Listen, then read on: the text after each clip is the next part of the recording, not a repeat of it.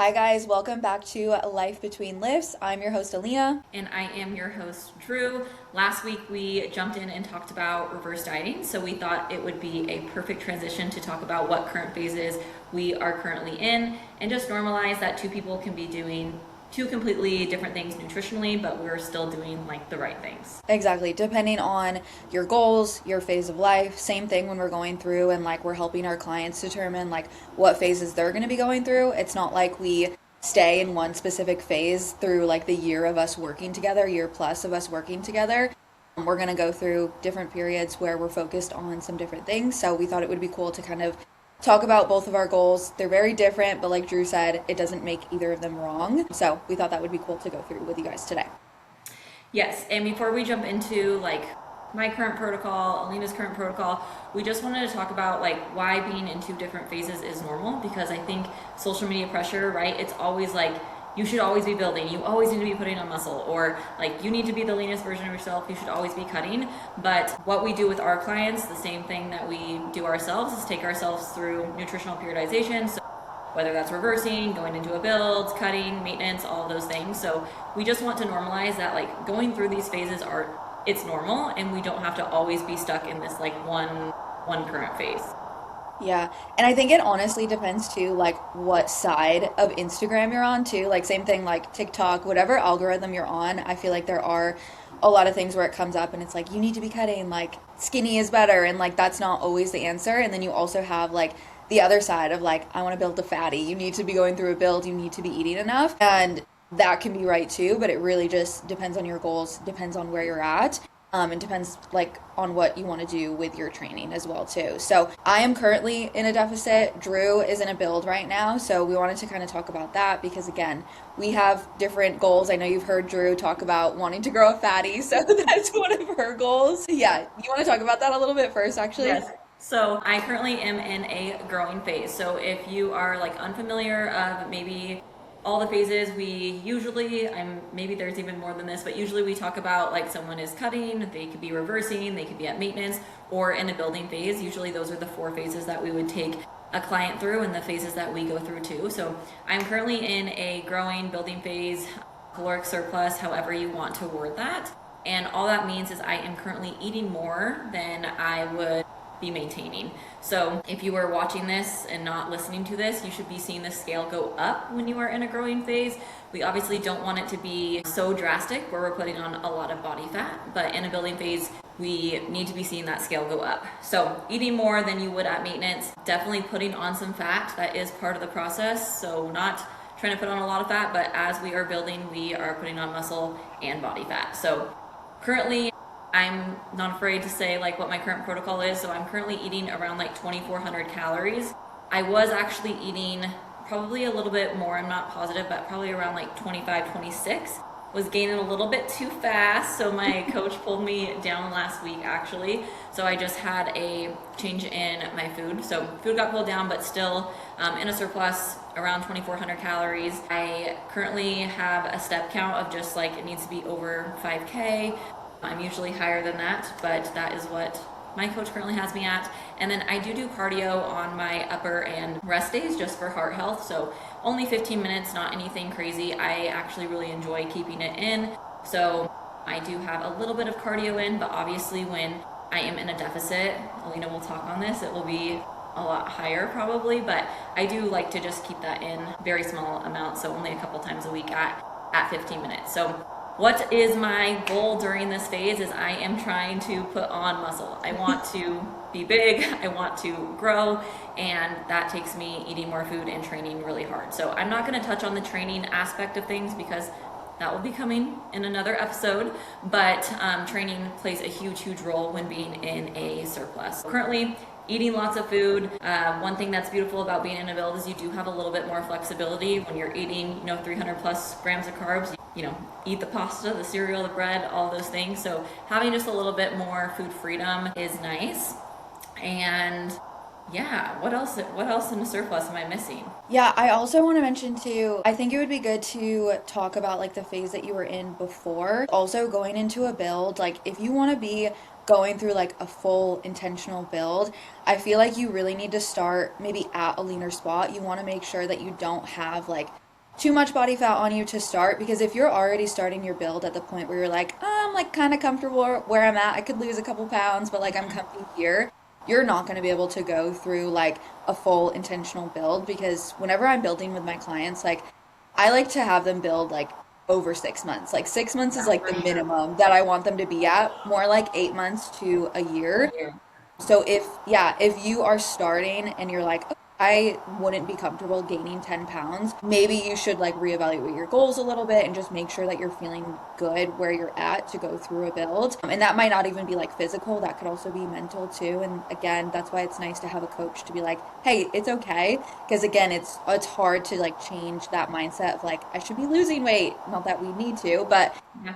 that's what's kind of portrayed on social media, to then like, okay, I need to see this gradual increase with the scale.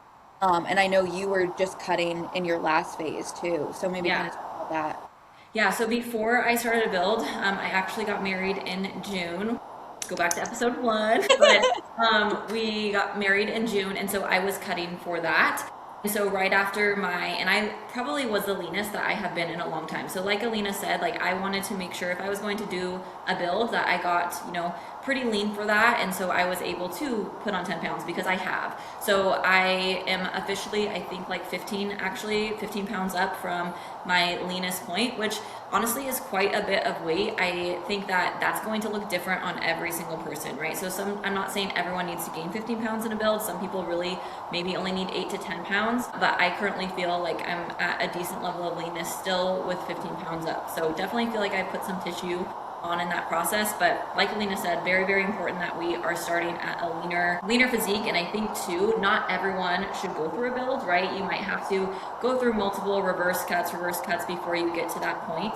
And I know I said I wasn't going to touch on this either, but I never will take a client through a build unless I know that their training intensity is there. Because if we are not training hard with adequate intensity, you're probably just going to put on more body fat than you are actual muscle. So making sure that not just like your leanness and body composition is in a good spot, making sure training intensity is there too. And then the only other thing that I forgot that I would want to touch on is like, what am I looking at and measuring while I'm in this building phase? Because it's not just like the number on the scale going up, the number on the scale going down. So I take measurements every single week for my check-in. Um, Around the glutes and around the waist. Hopefully the waist is staying a little bit smaller and the glutes are growing. So I take measurements, I'm weighing myself, I'm taking photos, and I'm also taking my body temperatures, just because that can help make sure that metabolically I'm in a good spot. When you go through a cut, I know this sounds scary, and Alena will touch on this too, but sometimes like thyroid function can go down a little bit because we're eating, we're putting more stress on the body. So when I was at a leaner physique, I got blood work done. Thyroid was a little bit downregulated, nothing crazy, but being able to check my body temperatures throughout this process is making sure that I'm in a good spot. So lots of markers are being tracked, and I think that helps me mentally too, because I'm able to have like all these different data points, Yeah. and so I'm not just looking at pictures and being like, oh my gosh, I'm gaining body fat. So that's just a little bit about the build. Lena, you go into the cut. Yeah. So I am currently cutting right now, very different with my goals right now. I actually, same reason, I wanted to go through a deficit before my wedding. I got married in November, so the beginning of November. And honestly, with my deficit, like, I'm gonna be honest with you guys. I know we talked a lot about consistency, but I will also say 2025 was a big year for me. Again, we talked about that in episode one. Like, we got married, I traveled to Europe for 2 weeks. So there were like a lot of exciting things going on, and then we got into the holidays, Thanksgiving, Christmas, all of the things. I had family visiting. So there were like multiple weeks in my deficit where I wasn't 100%. And I will say that now, where like maybe I wasn't fully hitting my macros all week. Maybe I was only hitting them a couple times. Maybe I was missing my cardio. So I have been cutting for a while. I've been cutting since August, and it's January now, but I would say like there's probably a good month where I was like taking diet breaks, not all at once, but kind of spread out a little bit more. When I went to Europe, I wanted to just enjoy that trip in general. So I was still active when I was there. We were walking a lot, we were doing a lot, but I was not focused on tracking my food. That was not my goal at the time. The goal at that time was to just be present and enjoy a place that I've never been before. But coming back from that, I was like, okay, it's getting closer to the wedding. I want to kind of lean out a little bit more. My dress was like a halter top, so I was like, I want my like shoulders to lean out a little bit more. I want to see my You look delts. so good. Like Thank you. the first thing I said when I saw her at the wedding, I was like, your shoulders look insane. No, I love you for that. So yeah, I really wanted to kind of lean out. I wanted to feel my best. And then after the wedding passed, I was so happy with like how I looked, how I felt at the time too. At that point in my deficit, like it really did not feel hard. Like I think my food was still around like 18, 1900 calories. Like it was really not hard at all. So after coming out of my wedding, I talked to my coach a little bit and we kind of like reevaluated goals because the main reason I wanted to be in a deficit was for the wedding. But again, like I said, it was kind of easy. I was like, you know what? I just want to keep pushing. Like, I haven't cut in before this, it was like well over a year. So I was like, okay, I really want to like just take the time, go through this deficit, maybe see if I can get a little bit leaner than I did last deficit. So we kept pushing after that, and that's kind of the goal right now. My cardio is a little bit higher. It's honestly not bad. I have three 30-minute sessions. I do the incline walk at the gym and I yap with friends. I like talk to clients on the treadmill, so it goes by really fast. I'm training 4 times a week. Again, we're going to be talking about training coming soon and like building out splits and stuff, so I'm not going to go into that too deeply. And my steps are only at 8K, so feeling good there. I'm also doing a little bit of carb cycling as well. So on my rest days, my carbs are a bit lower than on my days that I'm training. So then this way I can show up to my training sessions a little bit more fueled. I can also refuel after hitting legs and everything too. So I've been really liking that. I still have one free meal if you're a client. We talk about those a lot. But yeah, everything is feeling pretty good. Honestly, like I feel like the past 2 weeks are where it started to get a little bit harder because we did make a drop with my food. So it is getting a little bit harder, but I do want to push a couple more pounds. Because again, like right now, I'm feeling very comfortable, very happy with my physique. But I know if I go through a reverse, I'm probably going to put on a couple pounds. So I want to make sure like I'm pushing a little bit deeper. So then when I do reverse and I'm like at my maintenance point, I'm still feeling good. I'm still feeling lean and I'm not feeling like, oh, I need to go into another deficit already. Yeah, that's where I'm at now. Drew, Yeah, do I you want you to maybe if you feel comfortable talking about like how much you have lost, because one thing that she said that's really important is that like she is going to gain a little bit of weight back in that reverse. It might not be anything crazy, but like we talked about last episode, if you're consuming more food, there's more food in your stomach, glycogen, like all the things are going to have that weight be a little bit higher. So if we only lose 10 pounds, right, and then we gain 3 back in a reverse, is that 7 pounds going to make that big of a difference? So I think one really common misconception that we see with clients is thinking like, okay, I only need to lose 10 pounds. A lot of the time you really need to lose, 20, 30, sometimes even more than that, even if you are someone who's been doing this for a long time like Alena and she is fairly lean, it's sometimes more than you think. So maybe talking about that a little bit too. Yeah, honestly, my scale is not down too much. I'm about 8 to 10 pounds depending on where I'm at. I luteal phase right now, so not looking as hot, but I'm feeling some new lows after that. So yeah, like Drew said, I really want to lose. I think I want to push more like 15 pounds before we start reversing. Because again, like I feel comfy here. Like I'm happy here. If I like reversed and I was maintaining here, I'd be really happy. But I know if I started reversing right now, like Drew said, I'm gonna put some of that weight back on, and I'm gonna feel like, oh, I need to go through deficit again. And that's like we want to make sure we dig a little bit deeper. Not feeling that way coming out. We want to still feel good with those couple pounds back on. Okay. Another question that I think would be helpful and some things that we get asked quite a bit with clients is how long do you continue to go? Like how long should you cut? How long should you build? And of course, this is an it depends question, but I think that Alena touched on this a little bit too. Building needs to be a minimum of 6 months. Really, if you can put in a year, that's going to be the best bet. But I have a lot of clients who are like, oh, I'm ready to go into a build. Like, but can we only do it for 6 months? And I'm like, you're really not going to be able to put on a lot of tissue in 6 months. Realistically, you're not going to be able to put on a lot of tissue in a year. It takes a lot longer than people think. I think being able to, if you really can, like 8 to 12 months would be ideal of putting on or working on putting on muscle, being in a building phase. So for example, I think so I started in June. I did reverse, so I reversed in that. But even if from June until January, it's been a while, and I don't continue to stop until my coach tells me otherwise.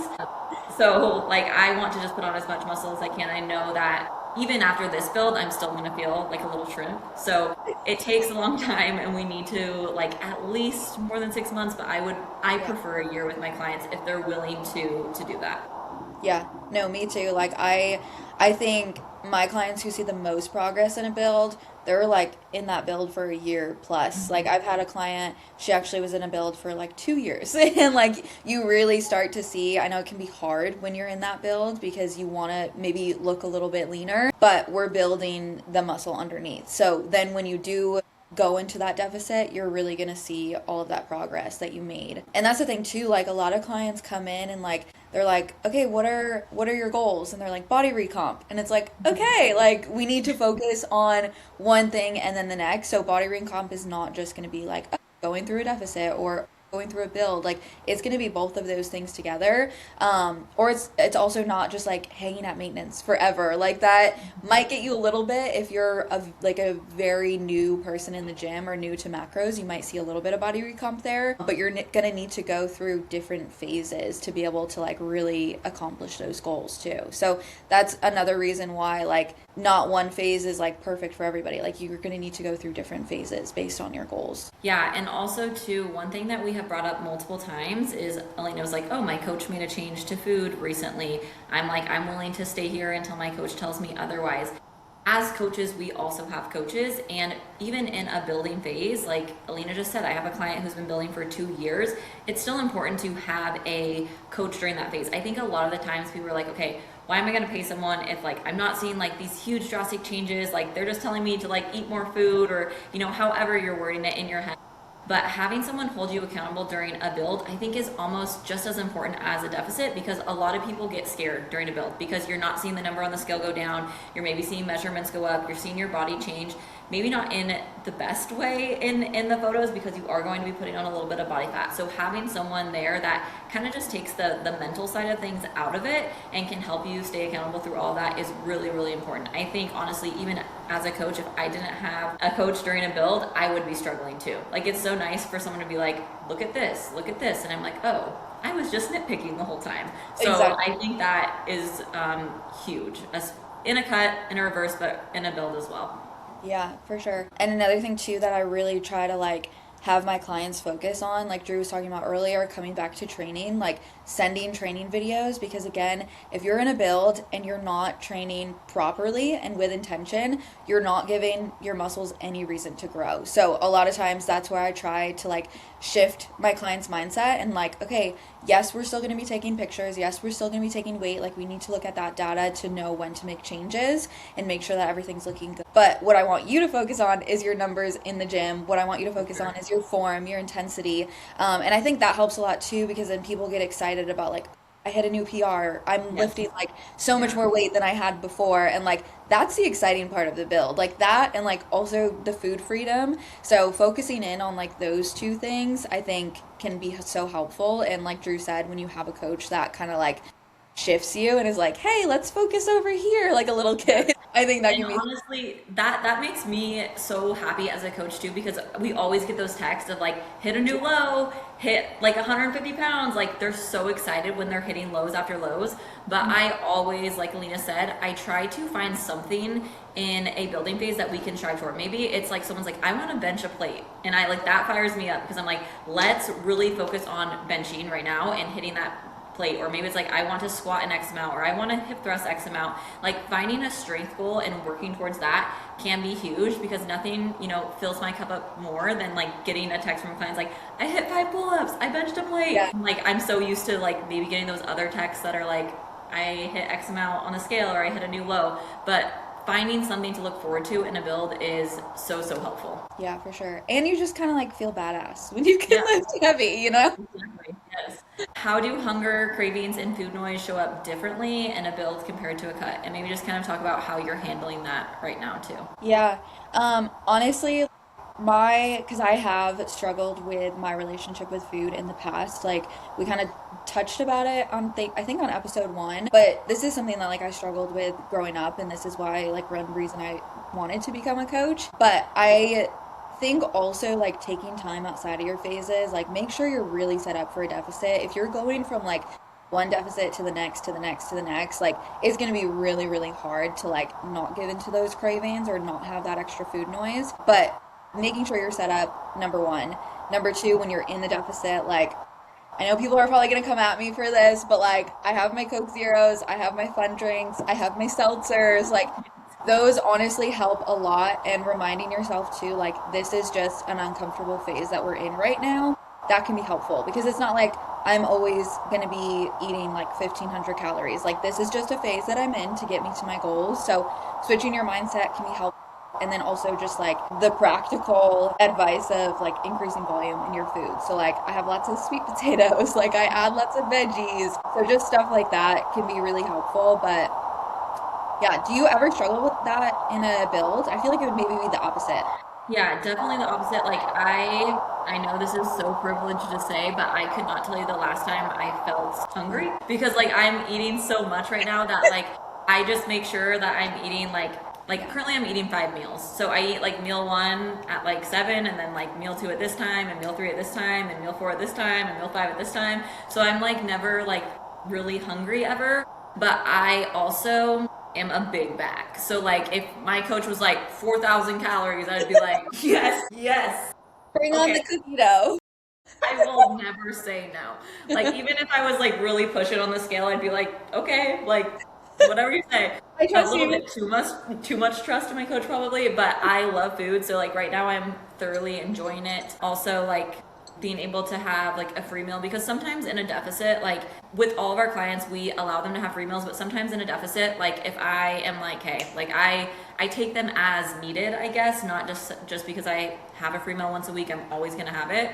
So sometimes in a deficit, like I won't take my free meals just so I can like grind and get out. But like in a building phase, I'm making sure like every week we're going out and getting all you can eat sushi or whatever it is. So really the opposite. I don't really have any food noise, but I think that is very important to note if you are someone who does have that because maybe you should spend some time where you're eating more food so you can work on that and overcome it. So definitely not, but I think Alena gave like a bunch of options for when you are in a deficit, high volume foods, fun little drinks. I also too think just like romanticizing the cut. I know that sounds like so delulu, but I think if you're like oh my god, I gotta get up and I have my coffee and I gotta go do my cardio and you just like make it fun. Like my Yeah. daily 10K steps, just like be a little bit delusional. Yeah. Some of my clients are so good at this. Like they make like everything so fun in their deficit and I'm like that's why they're successful because they're just like on their stairmaster like strutting away. So try to make it fun too and I think it will help you get through it and just know that it's temporary. Every phase you're going to be out of, it's not forever, and that's for both a build and a cut. Yeah. And honestly, I feel so accomplished at the end of the day too. I'm like, oh, I hit my steps. Love Yeah, that. so many things you get to like check off your list. Okay, here's a good one. What's a common mistake or myth you think people assume about cutting or building? You can go either way with it. I feel like you have the extremes of both. Like, I feel like immediately, I know we're kind of using the wording build, but I think that is because there's like this negative connotation around bulking. And I feel like everybody kind of looks at it as like dirty bulking, Yeah. of like we're just eating as much as we can. Like, there's no rhyme or reason to everything or to anything. So I feel like that is definitely a myth that people like, especially my clients, when I'm like, how do you feel? Like, when I'm trying to warm them up to a build Yeah. phase, they're like, no, like you kind of have to like be like, no, this is like slow, it's gradual, like it's good. Yes, we might put on a little body fat, but it's not like some crazy dirty bulk that you see on like TikTok of like teenage Yeah. boys doing. Yeah, exactly. I think for me, like I'm gonna move towards the cutting side. I think something that's I don't not necessarily a myth. I just think something that is misunderstood is that most clients come to us thinking that their cut is going to be a 12-week cut. I think for some reason we're like 12-week programs, 12-week challenges, and then all of a sudden we think that you should only be cutting for 12 weeks when majority of my clients are spending a lot longer than 12 weeks. Look at Alena, for example, right? She's been cutting for a hot minute. Of course, there have been some events and things like that. But most clients are going to be even like 16 weeks, might be even on the low end for most people. So I think too, just setting yourself up for success and being like, okay, can I dedicate X amount of months? I think looking at months because like 12 weeks is 3 whole months 4 whole months of 16, like, can you spend Yeah. half a year cutting? If you can, then let's jump into that. But I think people assume that it's going to be this quick fix when majority of individuals who I have had, some pretty extreme transformations, like shout out Hannah, she was in a cut for like 9 months. And when you tell someone that, like, you're gonna be in a fat loss phase for 9 months, that's like crazy. Yeah. But her body was responding well. Like, we primed her metabolism before. Like, we did all the things to make sure that 9 months is going to be healthy. So I think you just have to think about that. Not everyone's going to be in a 9 month cut, but sometimes they are going to be a lot longer than Instagram makes you think they're going to be. Yeah, especially if you're like coming to us having done all the quick fixes and like fad diets before, like we're not going to do that with you again because why are you here? That didn't work, you know? So having to go through a diet that's a little bit longer, but then you see so much more progress and you're able to keep it, that's going to get you to your goals so much quicker than like, oh, I'm going to do like this fast or this new cleanse or whatever it is. Yeah. 'Cause again, that's why you're here. Like, trust us, try something different. And like Drew said, we look at your biofeedback. We look at your biofeedback in every single check-in. We know exactly how you're feeling. We can tell you like this is still healthy to be cutting at this point, you Yeah. know. So, and everybody's gonna be different. Yep. Okay, let's wrap it up and talk about the comparison Wait, trap. wait, Sorry. Drew. Oh my Do you have gosh, another can one? we go back for a second? Because I have a really good one, but I feel like it might put us in a rabbit hole. So I'm gonna Okay. Is it about fiber? No, it's about cutting. But I think Okay. this kind of goes good with like our last episode because we talked about reverse dieting. And I think a common misconception too is like, yes, your reverse diet sets you up for deficit, but just because we reverse dieted does not mean that your deficit is going to be easy. I just want to say that Yes. because there will be some points where you're hungry and you have to go to bed a little hungry, but it's not going to be like this easy thing just because we went through a reverse diet, if that makes sense. Yeah. So I And just, honestly, like, this can cancel me, but like, if you're not hungry in a deficit, you're not probably in a deficit. Like, you exactly. should be having hunger cues. Your body should be communicating to you, like, hey, I am not eating enough to maintain my weight. I'm hungry, right? You should be having hunger cues. And if you're not, then that's also not good either. So, Yeah, yeah. exactly. No, I think that's a good point. But I just wanted to touch on that because I have a lot of clients that are like, well, I reversed. Like, shouldn't this be easy? And I'm like, no, like, literally, what's the definition of a calorie deficit? You're burning more calories than Mhm. you're taking in, than you're eating. Like, you're gonna be hungry. It is gonna be hard. Some days you're not gonna wanna hit your step goal. But again, coming back to like, it's temporary and knowing that too. But I just wanna put that out there because I know, like, we preach reverse dieting and that was like our first full Mhm. episode. But again, like it's not this like magic phase either. That's gonna make everything so easy. Yeah, and I also think too, like, sometimes it's really interesting. Everybody's body is so different, and I know we talked about that, but this is kind of going down a rabbit hole. But a lot of clients who can reverse really high also have to cut really hard, which is like something that I have found and really interesting. Like, I have had a client been able to reverse up to like 2,700 calories, and like she's maintaining her weight. She's really not even gaining off of 2,700 calories, which is a lot of food. Like, I can't even get that high in a bill. And but when we cut, she has to eat like 1,400 calories. So like, just because someone can, like, their body adapts really well high, they can adapt really well low too. So just because, like, on social media, you might be like, oh, this person reversed up to 2,700, so now they can cut off of 2,500 calories. Like, that's not always the case. And that's, you have to go through a reverse and cut to figure out how your body responds.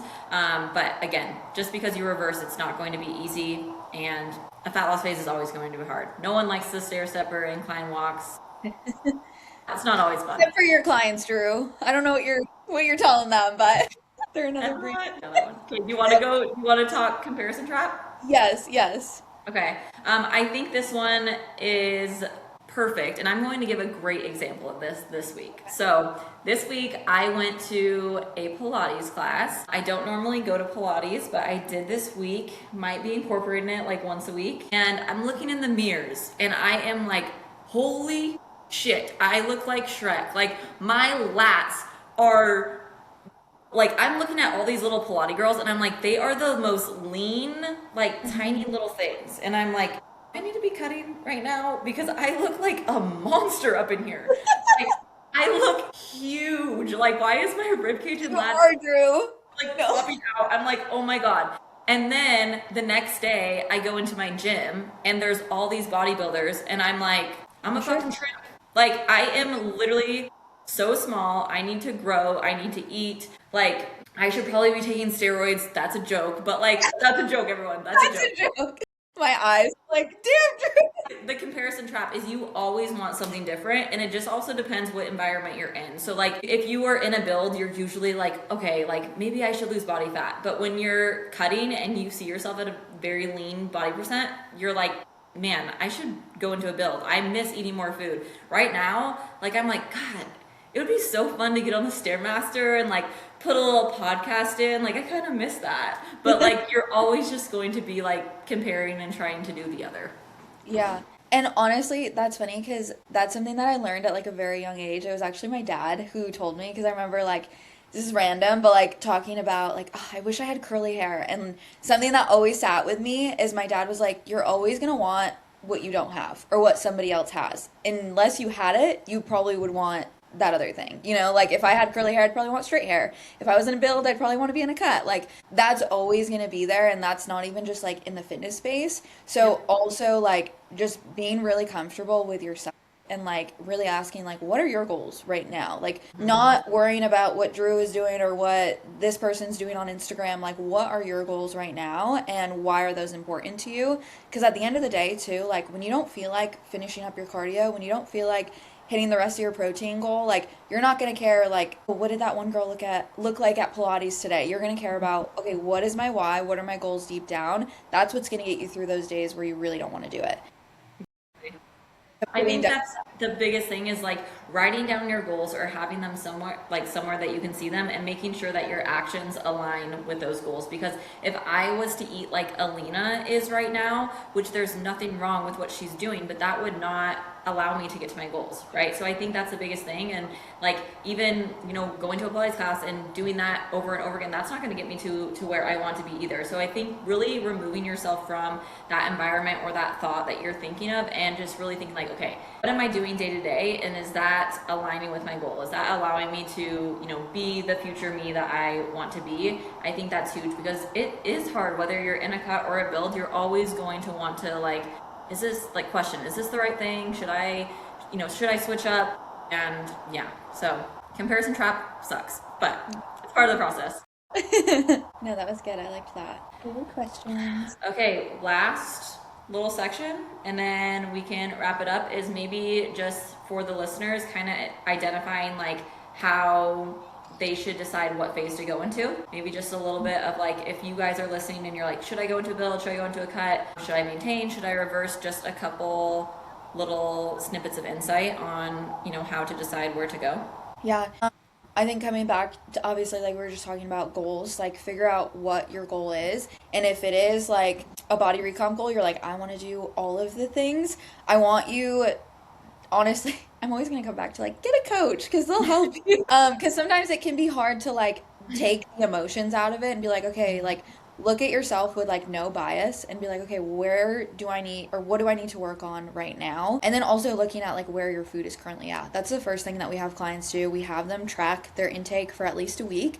We see where they're at. So if they came to us and they wanted to lose body fat, that was their main goal, but they're eating only 1400 calories, there's probably not a whole lot of room to work there and like go through an actual deficit at that point. So that would kind of tell us like, okay, let's go into a reverse first and then we can go into our fat loss phase after. I don't know, do you ever, I feel like I always just kind of like look at pictures if somebody's like wanting body recomp, I look at it based on that, but I know some people are like, if your like body fat percentage is XYZ, you should go into this, or the opposite. I kind of go more just based on like what they're looking like and what their body weight is versus like a body fat percentage or Yeah, specific. I'm usually looking at photos too. I think like having your photos, having their intake from the get-go, also to just asking questions like how's your energy? Like do you Yeah. feel like shit? Because if you do, then slashing your calories is probably not going to be the first thing that we want to do. How is your recovery?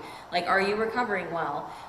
All of those other biofeedback markers can be super helpful. When we take a new client on, we have them answer like probably too many questions. They're probably like, Yeah, this is they're like sick of much us. information about us. But being able to read through that, I can already identify if someone needs to reverse or not, probably even before looking at their intake. So I think too, just sitting down and being like, okay, what symptoms am I having? Do I actually feel good? Because then we can decide if you need to cut, build, reverse, probably based off of that. But then having the pictures, the intake, all of that is going to kind of give us that full picture. Yeah, and knowing like your dieting history too, that's another thing that we ask about. If you had just come out of a diet and you had lost a ton of weight, you had a really successful diet, like we're gonna take some time outside of that diet before we go into another one before. And that doesn't mean that we have to go into a build, like it could just be maintenance, but I do like to make sure my clients take time out of their deficits too. So we're not constantly cutting for years on end, you know? So looking at your history too, what have you been doing, and then going from there as well. Yes, and if you guys have any other questions about like what current phase you should be in or cutting, reversing, building, like we want to chat with you guys and we want to talk to you about it. So whether you're a client, you're not a client, feel free to message us and we will chat with you a little bit in the DMs. Thanks for letting us yap today. If you like this episode, send it to a friend or leave us a review. Not if it's bad though. Stay strong, stay sane. See you next